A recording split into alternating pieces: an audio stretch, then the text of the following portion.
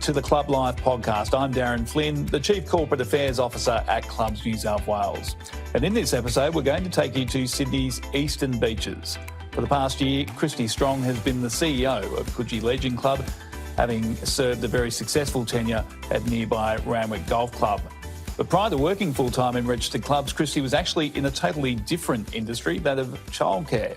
So let's hear all about that and more with Kristy Strong, who joins us today on the Club Life podcast. Kristy, welcome. Thank you, Darren. Thanks for having me. Thanks for joining us. So you're fairly unique in the club industry in that you were a CEO at a pretty young age, in your early 30s. And on top of that, you're one of a handful of female club CEOs in Sydney, of which there are sadly not enough. It's a remarkable achievement considering you started your career in an entirely different industry.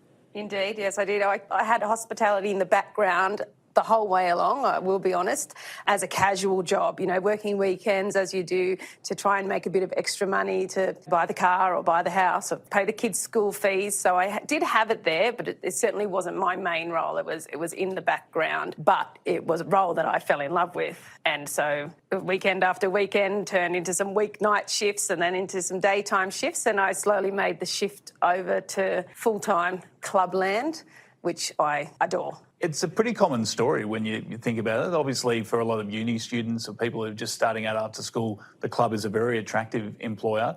And you may have had the best of intentions to go and work somewhere else, but ultimately the clubs provide a really stable career path for people. Do you think we make enough of that as an industry, as a selling point to young people looking for a career? Well, I think it's more how people see us, which you're probably right. It could then in return be our fault. We could sell it better. So many times I'd hear, you know, but it's not a real job. You know, your real job is childcare and then you just work on the weekends in the club. But it certainly is a real job. And things like you were just saying, it makes me very proud to have, you know, the young kids coming in and they're working their way through uni, sometimes for 5 or 6 years, you know, those really big degrees. And the only way they've been able to do that, especially if they're not living at home, is working in the club industry. And you worked at Malabar RSL in your earlier days in Clubland. Tell us about that experience. I did. I worked at Malabar RSL, which is where I fell in love with clubs. I came from a pub. I started in a pub and went over to Malabar RSL, 18 years old, collecting glasses, working on the pokies, working in the bowls bar upstairs with the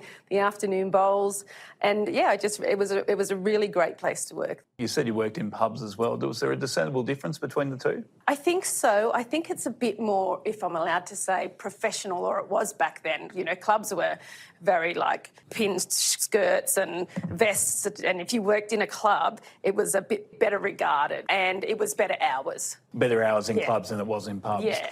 All right, so that was your time at Malabar RSL, which, as you said, that's where you fell in love with the industry. Your first big role, if you like, was at the Randwick Golf Club. Tell us about that experience and your quick progression through the ranks there. Yes. So I went down there as a duty manager. Actually, the CEO at the time, Marianne Rannigan, I worked with her at the RSL and she was like in management there, but then she took the job as CEO down at the golf club. I kind of followed her down there. I really enjoyed working with her. She's a bit of a mentor to me. And I became a duty manager down there and duty managing along, I guess, for a few years when Marianne went on some leave and I was kind of just thrown into the role. I didn't say no. It was a good opportunity, but I was very young and very green. And when you came into that role, the club had a whole host of challenges. Tell us a bit about the state of Randwick Golf Club when you took over. At that stage, it was more that they weren't getting enough of the community in, which can happen with golf clubs. Sometimes they can get a bit too focused on the golf. We shifted that. Then I went out into events. Marianne resigned. They got another manager, a CEO in, and I went into events.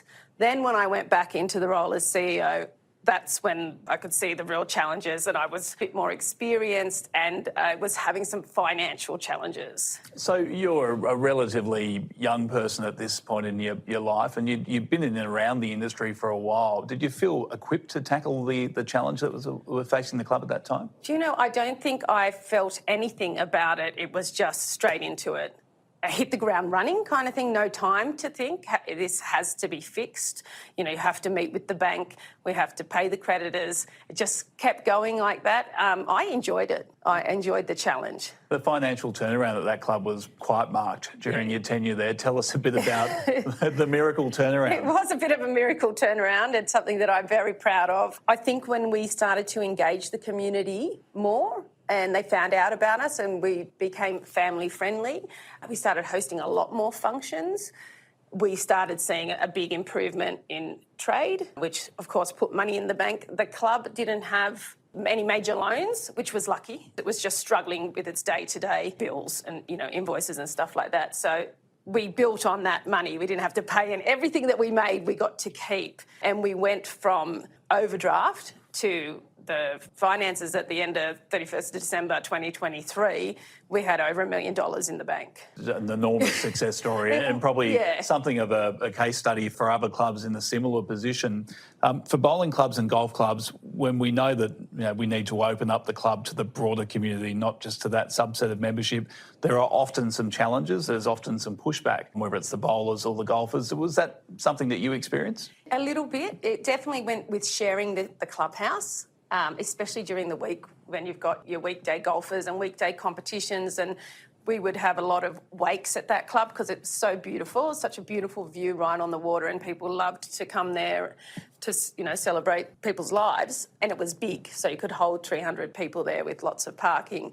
The members struggled to share the space, but when we started making money, and like clubs do, putting it back into the club, of course the golf course, then the members thought that was a pretty good idea. That wasn't too bad at all. So you won them over. Yeah.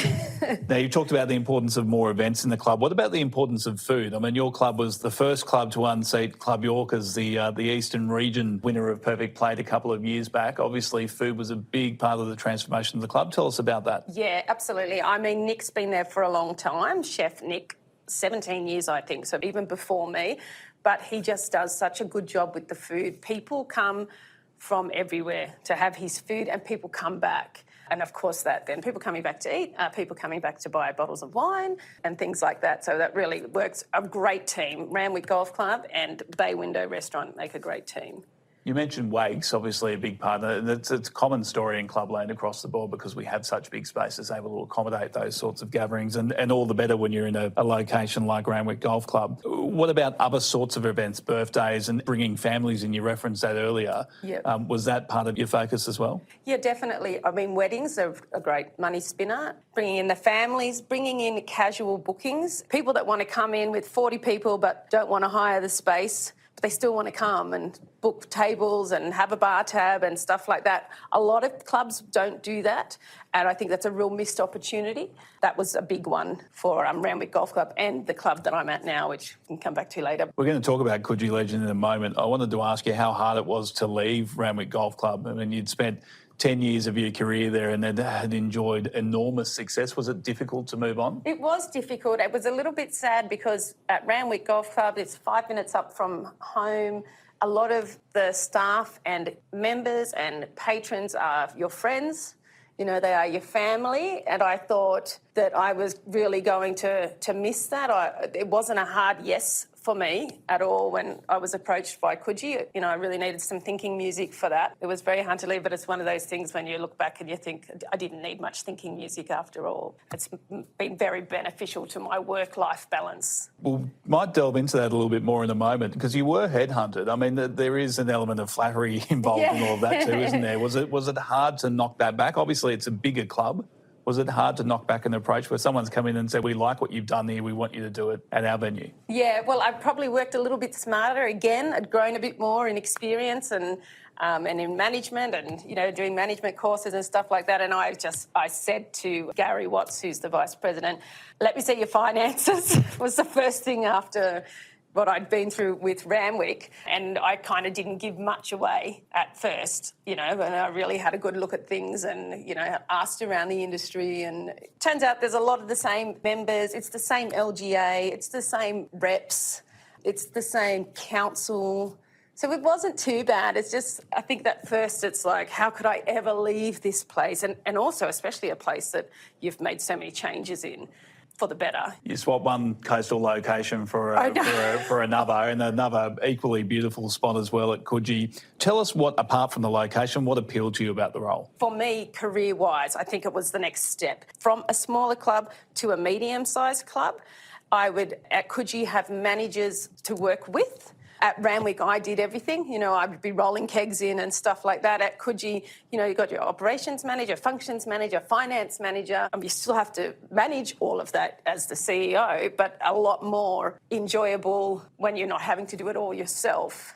And you referenced before that it was a good move for your work-life balance. And most people would think when you've gone from one role to a more senior role that you would actually have less time with the family, but you've just explained why that was not the case here. Is it because you had a bigger support team there at Coogee? Absolutely, yeah. It's Monday to Friday, 9 to 5, so that's the first time in 25 years that I've ever not worked weekends. Wow. So, yeah, the last year of my life I have enjoyed weekends off and working mostly Monday to Friday, 9 to 5. Look, there's always something that pops up in the role as CEO, but that's what we do. There's always like a 4 a.m. phone call or some alarm's gone off, but it's been quite nice. And how have you spent your weekend since you got them back? Well, just about as soon as I started at Coogee, my partner started building a house in the Northern Rivers up there with my eldest son. So that's what I did for the first year, was fly up Friday night or Saturday morning and go up and see them over the weekend, and I would never have been able to do that before. I might have just have not seen them for a year.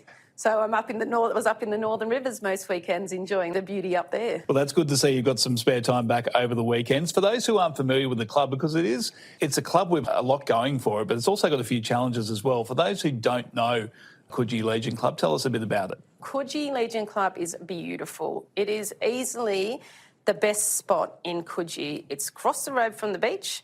If you were standing over at the beach and you just look up and there's Coogee Legion Club, good luck finding the entrance. This is the problem. It's this big, beautiful 2-storey place with a beautiful rooftop, newish rooftop bar. They only opened that after COVID. It's got a tiny front door where people often will walk past, and then once they've walked past, they're on to the next venue that's up the road. They're not worrying about going back to find Coogee Legion Club unless they've got a lunch booking or something. But it's a beautiful double-storey rooftop bar, lots of functions, lots of weekday lunches, you know, boozy lunches for the ladies and after golf lunches for the men. How do you work on that challenge? I mean, obviously, to a degree, it's a hidden gem because Yes. people who aren't locals, as you say, might just walk straight past the front door. So how do you approach that challenge? Even people who are locals, some people come into that club and I'm chatting with them at the front desk and they live in Coogee and didn't know where Coogee Legion Club was. So that gives you an idea of how much of a challenge it is. What do you do about it? I've brightened the front area up. You know, we've given it a facelift, we've painted it. We've got an LED sign that hangs out the front and just tweaked the marketing on there a little bit to make it brighter, make it pop more. We put a menu stand out the front now. But you can't just make it bigger. You know, you can't just knock out the walls. You know, there's shops on that side, a residence on that side. Put in some light-up letters for the name and a light-up logo behind the receptionist, so it might catch people as they walk past. But, yeah. Let's just say that these are all in isolation. They're small measures. Yeah. But when you've got the Coogee Bay Hotel at one end and the Coogee Pav down the other end, Yeah. It's challenging to stand out in that environment, particularly with younger patrons. Absolutely. And it's a surprise because, like all clubs, we offer really reasonably priced drinks and food, especially in comparison to the Bay and the Pav.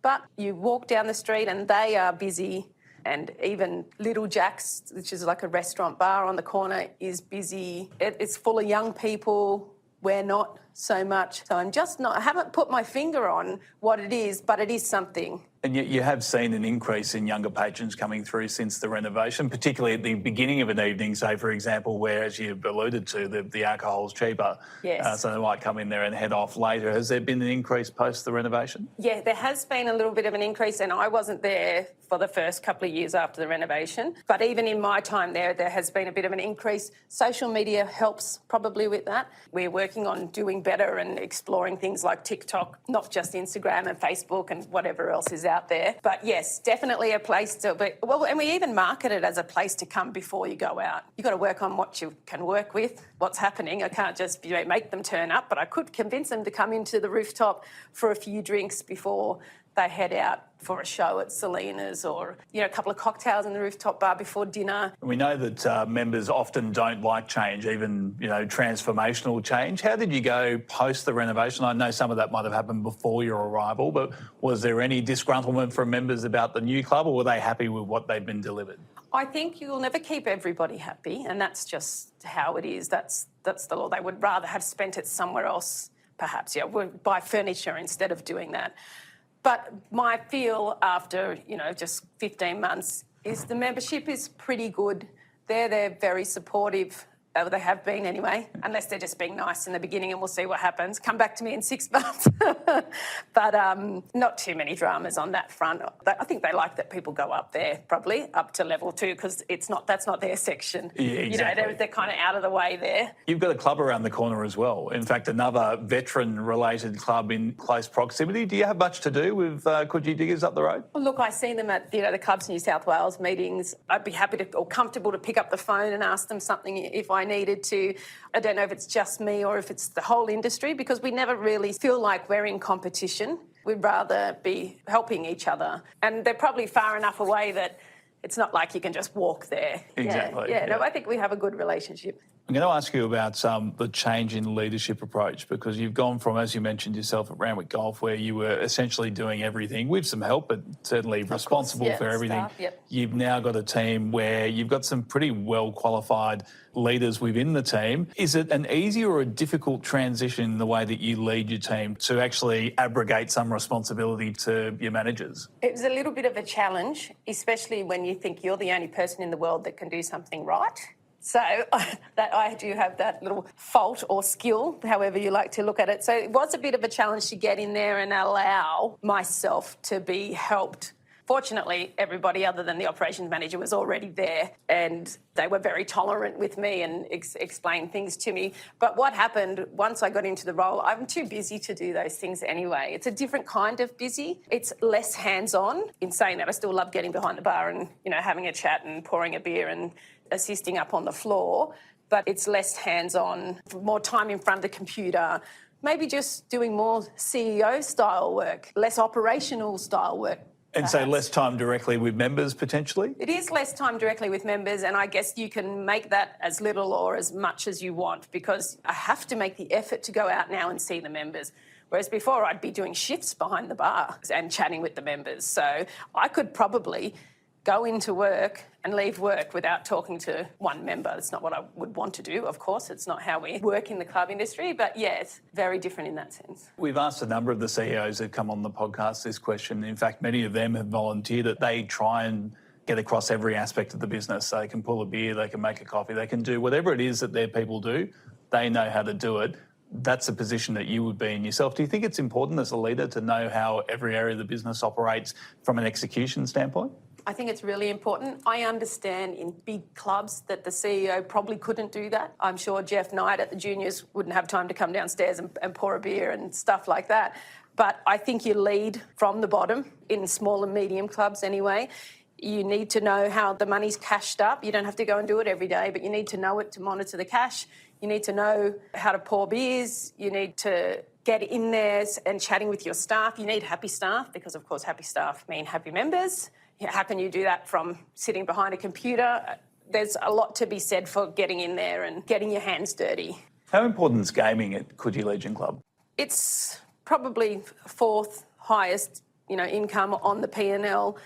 Could the club survive without it? Yes. Should the club survive without it? I disagree. I don't think that any clubs should go without gaming. Gaming has its problems, and that's what the gaming reform is for, which is fantastic. That's why we have gaming officers and gaming plans of management and incident registers, but they are a minority. There's a lot of people recreational gaming because they enjoy it, but in regards to the Legion Club and gaming, it's not overly important to Coogee Legion Club. It is an important point that you've made, though. I think, we have in the past almost apologised for having gaming in our venues, which is it's operated in a responsible manner. It's something that I don't think the industry should shy away from, and clearly something that you're not uncomfortable having gaming as part of the mix. That's right. Yeah, it's, gaming, wagering, drinking. It's recreational. People get out and they do it together, and, 4 people will stand around a poker machine and have a laugh. Then I look at the CCTV, I see people having a great time, We talked about some of the challenges specific to Coogee in terms of the street frontage and the competitive landscape locally. I want to find out more about the opportunities that you see for Coogee. Where do you see the club going in the next 5 to 10 years? I see the club getting busier with more of the community coming in. We've really opened up to the community. The club didn't feel open and welcoming when I got there. Not that anybody was doing anything wrong, but the doors were often closed up in the rooftop. Now they're open every day. The chairs were often put up unless there was a function on. That's open. You know, TVs are on, music's on. I think we're just going to get busier and busier. We've started some amazing... The entertainment schedule there is unbelievable. When I got there, Friday, Saturday, Sunday, it was live music, which I love. How good is live music and supporting the live music scene? But now we've added trivia and we've added music bingo. We have a traditional Irish music night every Thursday night up in the rooftop, because it's a bit like County Coogee down there. You know, there's so many Irish people that come out to Australia and live in Coogee. So we've got hundreds of people coming to these traditional Irish music nights up in the rooftop. So I just see more and more of that. If we could have something on every day of every week for everyone, that would be kind of a little motto, you know, and that's what we're heading towards. The only night we don't have something on at this stage is a Monday, and we're working on that. Well, I'm already putting Thursday night in my diary for the Irish music nights. I'm guessing Guinness on tap. Absolutely, yeah, yeah. The splitting the G yeah. phenomena has become something else, particularly on social media. All right, that's very exciting times ahead at Coogee Legion Club. I want to reflect just for a moment, if we can, on what we talked at the top of the conversation about the relatively meagre number of female CEOs, particularly in Sydney clubs. Do you think we give enough opportunities to females within the industry? We've seen a lot of females within the leadership teams at various clubs, but not as many as we would like to see coming through and running clubs. Why do you think that is? I have myself never had any problems being a female, you know, in a male-dominated industry. I don't feel like anything stood in my way. I think I was the best person for the job, whether I was male or female, and so that's just how it's progressed for me. These jobs are skills-based, not gender-based. Maybe it's just a male-dominated industry, and not because women can't get into it. And do you think because you came through quite a small club at Randwick where you got your opportunity to lead, that having got runs on the board as a CEO, it made it easier to move up to the next definitely. Yeah, I think I often say Randwick gave me broad shoulders in a sense. Sometimes the golfing industry can be a bit tricky. They're very strong members, you know, in their beliefs and the golf course, and golfers are golfers. So I do think it gave me very broad shoulders. And when you think about, I mean, I know you go to a lot of regional meetings and have done since your time at Randwick. How important is it to network with other clubs on a regular basis, not just to learn tricks of the trade from other clubs and see what's working elsewhere, but just it's a fairly collegiate industry, so just keeping in touch with other clubs. How important is that to you? I think it's very important. And of course, the regional meetings are a great opportunity to do that, but anything else that comes up, yeah, hugely important. To pick up the phone and chat to anybody about anything. And when you see, particularly in the eastern region, where we have a very solid core of clubs that come to those regional meetings all the time, there are sometimes other clubs that don't turn up. Does it concern you that we've got some clubs within the industry who might be a little bit disengaged from the club network? It does concern me, because I was one of those people that didn't go to those meetings in the beginning, especially being very busy, and you miss out on a lot. It's a huge benefit to go to those meetings. And not just for CEOs, for directors, even managers, you know, duty managers. It's a great opportunity, especially now with CEI training, to get out and go to those meetings and learn those things. Because when you're running a club, you don't have time to pop up and do a uni course on something or a TAFE course. So you've got to take advantage of these little opportunities to do the webinars and CEI training and things like that. And circling back to the female participation you would see at those meetings and at other clubs in New South Wales and industry events, very large number of emerging female leaders with the industry. Does that make you happy that there is a big number of younger females following in your footsteps? Yeah, absolutely, and it's true. When I first started going to Clubs New South Wales meetings, which was a long time ago, I was the only female sitting in that room, and especially young, the only young female sitting in that room. So I've watched that over the last sort of 10 years change, or emerging, like you said, which is awesome. Was that daunting when you first came into that room and you're the only female in the room? It was a little bit, but working in the hospitality industry, you are in a male-dominated industry. Not even just the workers, the patrons are mostly male. You either get comfortable with being surrounded by men, or, you know, it's not your cup of tea. So I did have that since I've been 18, been, you know, sometimes the only lady behind the bar or the only woman at the table, or so you just kind of get used to it. Do you think we've done a good job as an industry broadening the appeal of clubs to a more female and family-centric market in more recent times? Yes, I think we have, and I think we had to. Yeah, we needed to do that. We needed to capture that market because the older gentlemen aren't going to be around forever. So we need to make sure that we're getting everybody. Now, away from work, we know you spend a bit of time up in the Northern Rivers watching other people build houses, which is admirable. Where else will we find you when you're not at work? Well, it's like I said, it's kind of new to me, this whole, not being at work thing, but I'd love to go any ocean, the rock pool or the beach or anything like that. I love being in the ocean. I also love being at home with a good book. I'm happy to sit back, read my book. I'm reading Diary of a CEO at the moment, so possibly not completely disconnected from work even when I'm reading, or down to the local club. I love getting out, going down. My local is Club Maddo. I love going down there for something to eat and the raffles and entertainment. So, yeah. And you mentioned being an avid reader. Is there a particular genre or author that you like? Or not really. Something will grab my attention and I'll just pick it up. And sometimes it'll take me a long time to finish it if I'm super busy at the time, or preparing for a board meeting or AGMs coming up and things like that. Other ones I'll read in a week. You mentioned Club Maddo being your local, and I'm sure lots of CEOs and other employees within the industry would be able to relate to this. Do you ever go to your own club on the weekend for a meal? I try not to. I used to at Randwick a lot because I had friends, I think I was saying earlier, it becomes your friends and your family. And so I really have been making a conscious effort to not do that at the Legion Club, keep it just as work. And now I can go to Randwick Golf Club that's another place I'll go for something to eat, and nobody's kind of tapping you on the shoulder and don't have to change kegs or collect glasses or anything like that. Very good. Now, 3 questions to finish, and these are questions that we ask all of our guests, starting with your favourite film. Have you got one? Forrest Gump. Wow, what a great movie. Yeah. One of Tom Hanks's best performances in that one. If you had a magic wand and could fix something in the club industry, what would it be? Well, I'd probably backtrack to my left field response of the gaming, gambling, the AML, which is, of course, important. When I say these things, I'm not taking away from the importance or the problem gambling, but we have made changes and we should just keep working towards that, not forcing people to become cashless and things like that. So I would review the way things are being viewed with gaming. Yeah, you wouldn't be alone in that summation either. And finally, one to finish off with, why do you think registered clubs will still be around in 100 years' time?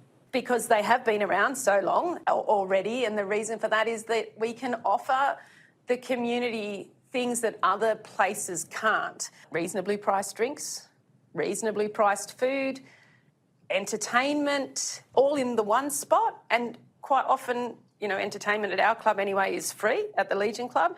Membership benefits, only clubs can offer that, I feel. Kristy, it's been an absolute pleasure chatting to you. I've got a suspicion we might be chatting again in the future. You've still got a long way to go in the club industry. Thanks so much for joining us. No, thank you for having me, Darren. Kristy Strong there, CEO of the Coogee Legion Club. And that's all we have time for in today's episode of the Club Life podcast. Thanks for listening. If you're a new listener, don't forget you can listen to our back catalogue of interviews. Catch up on clublife.com.au, Apple, Spotify, or wherever you're consuming this podcast. Search Club Life Podcast to find us and make sure you subscribe so you never miss a new episode.